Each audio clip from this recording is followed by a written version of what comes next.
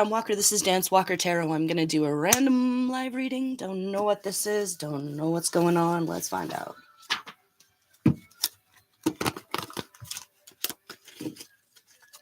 Got the Starman deck out. Oh gosh, it's fallen to pieces. I need to get a fresh one.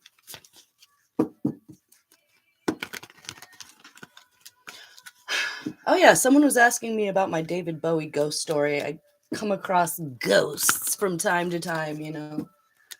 And it's really not an exciting ghost story. It's just that it was through this deck, actually. You know, every once in a while, if you're on the same vibration that a person really lived on, you get a little bit of them. I don't think they're like ghosts flying around just like watching people like that. But I don't know. I guess I just really misunderstood him. I was not a fan. Don't hate me, please. But, well, you can hate me. I don't care. But no, I didn't like him. I didn't like his music. I didn't really like his vibe or whatever. But after coming across his spirit for a second, I feel like I just totally misunderstood him. You know, it was very brief, but I really like him. I really like him. He was very kind. He was a lot kinder, more compassionate, kind of wise old soul than I don't know what I was expecting. But basically what I got out of it was him telling me that he was really excited about his last album and I should go listen to it. The Black Star, which I did, and I loved it. It was freaking fantastic. So shout out to David Bowie out there in the universe.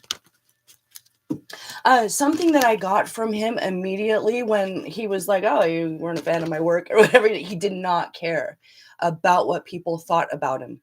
Whatever he had to do early in his career, this could be relevant. I don't know why. Maybe a performer or something. Early in his career, he had to get rid of caring what people thought. Like, he was so far advanced, and it is an advancement. That's what I kind of learned from him. There is... early in his career, he would say that he didn't have a lot of self-awareness about how much he cared. And it was something that he didn't even have to work on. It just disappeared as he went on with his career, from what I could tell. You know, I don't want to speak for him or anything, but I would say by the time, like, from what I got in his 30s, he was completely over what anyone thought about his work. He stopped reading reviews. I don't know if he ever did, but at that point on, he felt totally free to be an artist outside of this box that people can be confined in when creating. What will people think? What will they say? How will it be received? He was so far beyond that. I just see him as like a masterful artist after coming in contact with his little spirit for a minute there. But anyway, shout out to David Bowie. He had no fear. He was totally fearless when it came to, I mean, the things that he was afraid of, we tell. And that's what I gained from meeting him very briefly in spiritual form. Okay, let's go. Ooh, the Empress. Oh, God. Talk about creative power here. And you've given up some sort of conflict that is going to boost your creative power. It's going to give you momentum for some sort of a personal glow up.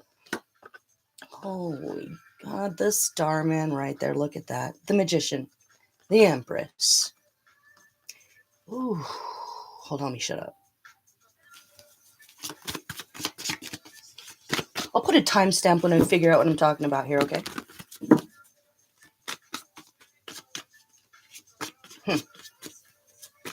God, this is good. Whoever this is for, this is so good. You're a creative powerhouse. You've gained self-awareness. You know how to love yourself. You know how to nurture yourself in the world. You know how to nurture your creations. Maybe you're a mother or a father. You're an incredible force to be reckoned with. An embodiment of Mother Earth herself, which is constantly changing, constantly renewing, constantly expanding. Oh, isn't that interesting?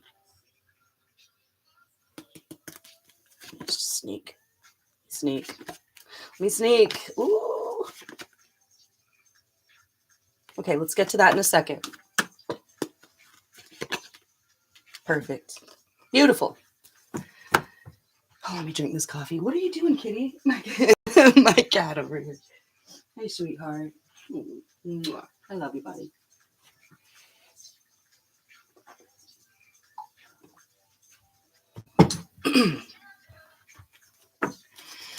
All right, so you're letting go of a conflict. It's got to be what? Love? Oh, yeah, I just pulled 2 of Cups. You're letting go of a romantic situationship, whether it was marriage, whether it was baby daddy, baby mama. You had to walk away. That's what you're doing.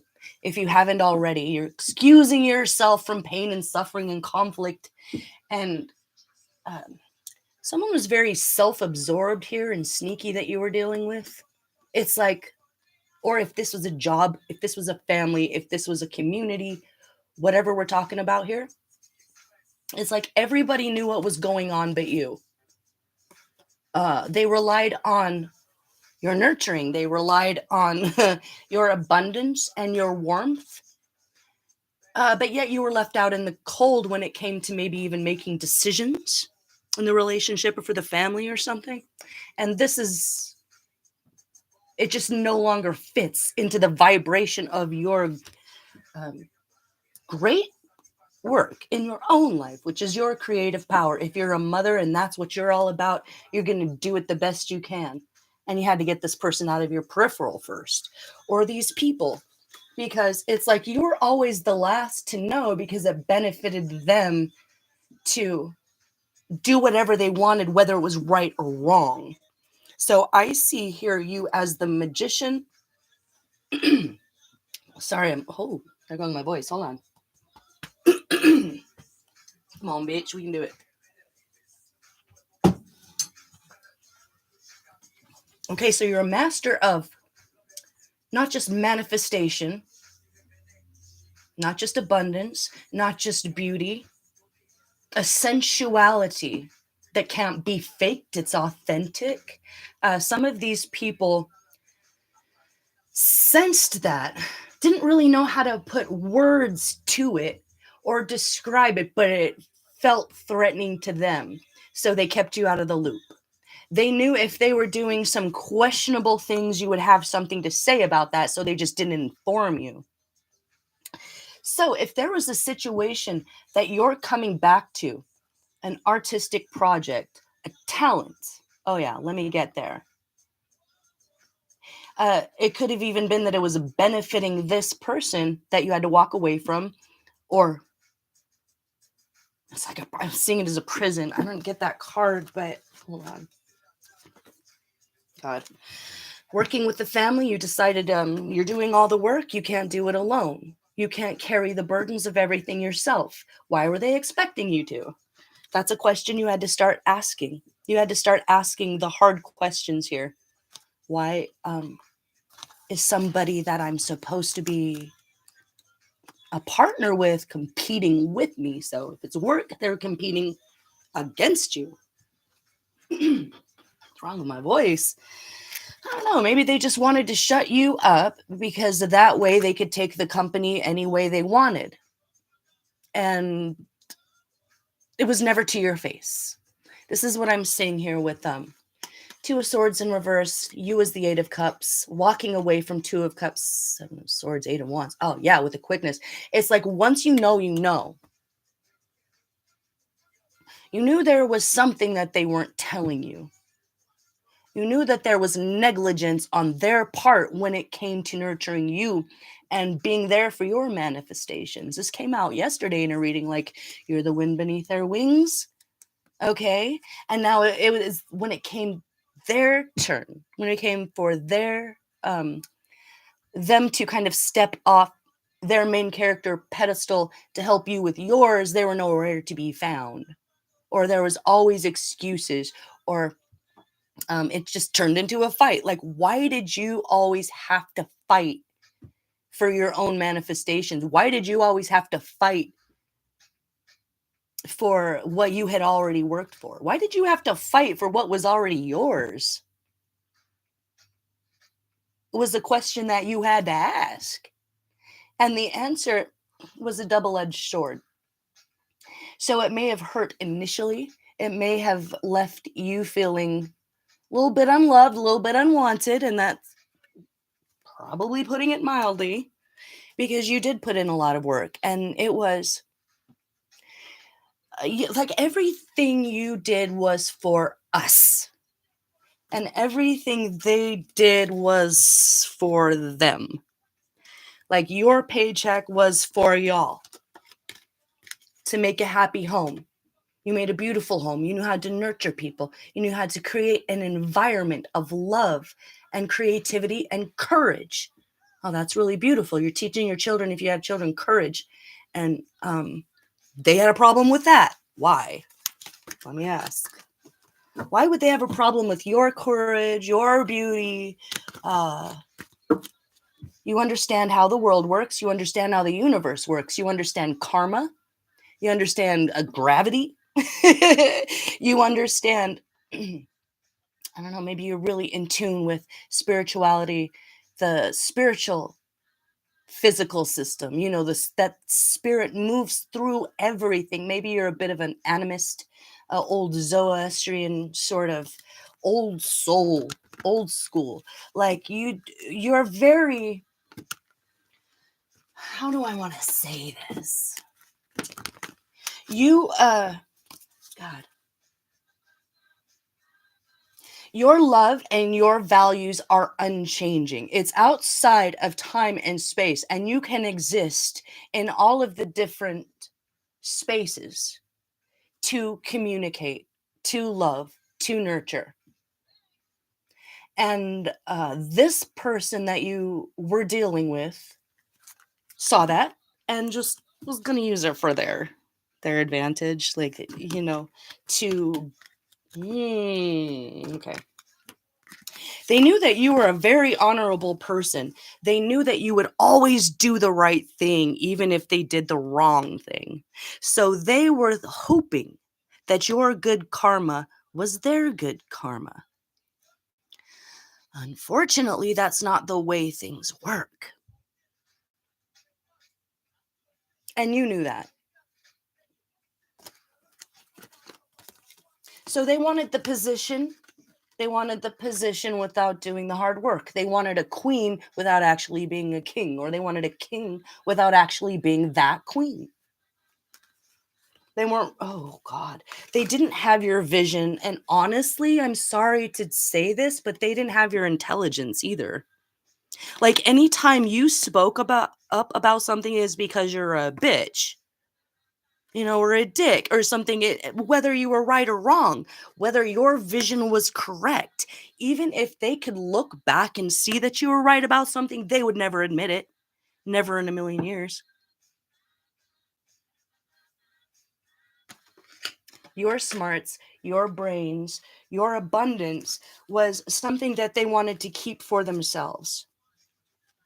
And if they could keep you hating yourself or unable to make decisions because you're so caught up in trying to figure out what's wrong with them today, that's what I'm hearing. You could get so caught up in just trying to figure out why they're being this way to you that you are unable to move forward with your creations, with your decision making.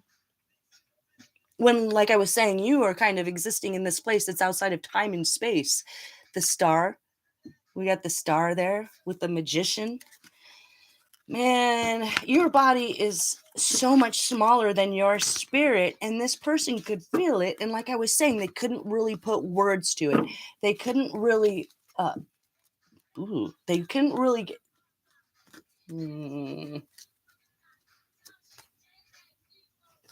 Okay. And so I want to say, like, they wanted you to be one thing. This is who you are. This is who you are to me. This is how I want the world to see you. I want the world to see you like I see you. That way I can control this whole big goddess, creative wonder of the world that you are, is kind of what I'm saying here. They saw you for that. So if there's any point in this week where they suddenly come back, this person, to make peace, or they've changed, or they've seen the light, or they had a dream, or their guardian angels came to them and told them that you were their soulmate and they really do love you. And it's the alien. So they're doing this. They're always going to be in it for themselves alone. This is an immature, self-centered, narcissistic gesture. It's not love. It's not love. So if this week this person comes back with all of this momentum that you have gained, let's say you go along with it. I know you won't. But let's say you do. What happens? I cut the deck and here we go. The Tower and the Ten of Wands. If you think you were burdened before, oh, wait till you go back to this guy or girl. If you thought things were scary now, oh my God, just wait till this person gets a hold of you again, because they're not going to lose the control that they see that they lost last time. They're not going to. That's how they see it. They don't have your heart in mind. They have, Five of Swords, guys. So, okay. In the past, you think you'll be going back to competition again. You think, okay, well, maybe they're a high-producing person, or they're a big shot or something. So you think it's just you're going back to, okay, well, I'll have to deal with their ego. I already know what it is. No, you don't already know what it is, because they've advanced in their narcissism and in their viciousness. So you're not going back to competition and fighting and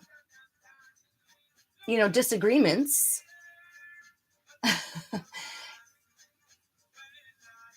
Okay. They want to dishonor you. They still see how high you are. They see that you're high above them. What's that song by she's so high above me, she's so lovely. Like, they see you as lovely. They will make you feel ugly, but they know you're beautiful, and they know that you're in high honor, and they want to take you down a notch. They don't like that. So if they come back, whether or not they do have some love in their heart, they see it as a weakness to be kind and compassionate. So, hey, it's a no for me, dog. And I think you already know that. Okay, so now I get to the part where I was like, let's talk about this later. Let's talk about that talent that you have that you are not expressing to the world. It's hidden and it's causing grief.